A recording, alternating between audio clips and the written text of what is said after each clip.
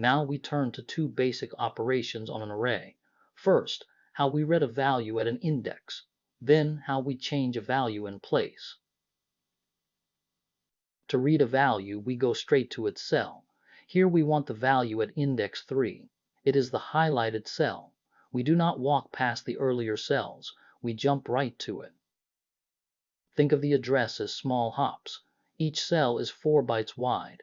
Index 3 means 3 hops of 4 bytes from the base. Here that is drawn out. Now the exact address. Take the base. Add 3 times 4, which is 12 bytes. That gives the address of the cell at index 3. Then we read 4 bytes at that address. We get 99. So the value at index 3 is 99. 1 multiply, 1 add, 1 read.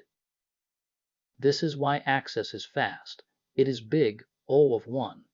The cost does not grow with the index, and it does not grow with the array size. In C, the value at index I is defined as that address math itself.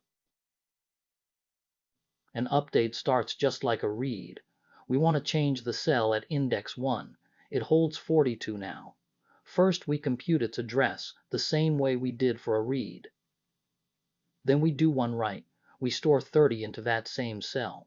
Now index 1 holds 30. Nothing else moved. The number of elements did not change. So an update is also big, O of 1.